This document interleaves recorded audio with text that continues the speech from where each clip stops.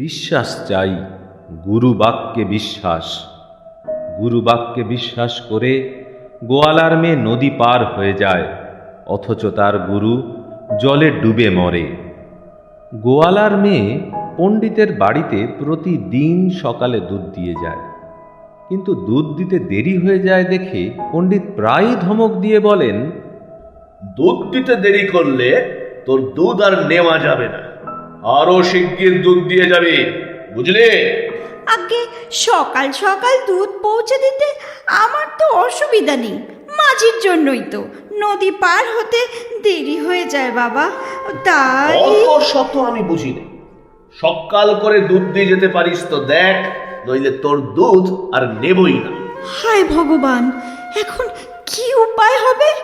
বিষণ্ণ মনে দাঁড়িয়ে আছে গোয়ালার মেয়েটি। পণ্ডিত শাস্ত্রপাঠ করে চলেছেন, কত লোক মুগ্ধ হয়ে শুনছে। পাঠের এক জায়গায় বলছেন পণ্ডিত, হরি বল, হরি বল।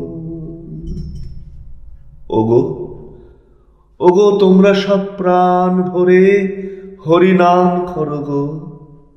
হরি নাম করলে সহজেই সংসার সাগর পার হওয়া যায় গো, সহজেই পার হওয়া যায়। কথাটি খুব ভালো লেগেছিল গোয়ালার মেয়েটির। পরের দিন খুব সকাল সকাল দুধ পৌঁছে দেওয়ার ইচ্ছে নিয়ে এসেও সে মাঝিকে কিছুতেই ঘুম থেকে তুলতে পারল না। কি আর করে মেয়েটি, দাঁড়িয়ে দাঁড়িয়ে ভগবানকে ডাকতে লাগলো আর ভাবতে লাগলো পণ্ডিতের সেই উপদেশটি। যেমন ভাবা অমনি কাজ। আপন মনে বলে উঠল মেয়েটি, এই তো উপায় পেয়েছি। পণ্ডিত মশাই তো বলেছিলেন হরি নামে সংসার সাগর পার হওয়া যায়, তাহলে তার নামের গুণে নিশ্চয়ই এই ছোট নদীটি সহজে পেরিয়ে যাওয়া যাবে। আমি কি বোকা, তোমার নামের এত মহিমা! জয় ভগবান, এই নামলাম জলে, রক্ষা করো প্রভু। জয় শ্রীহরি, জয় শ্রীহরি, জয় শ্রীহরি, জয় শ্রীহরি। সরল বিশ্বাসে ভগবানের ওপর নির্ভর করে অনায়াসে নদী পার হয়ে গেল গোয়ালার মেয়েটি। পণ্ডিত এত সকালে মেয়েটিকে দেখে জিজ্ঞেস করল, কিরে, আর অত সকালে মাঝি তোকে পার করে দিল কি করে?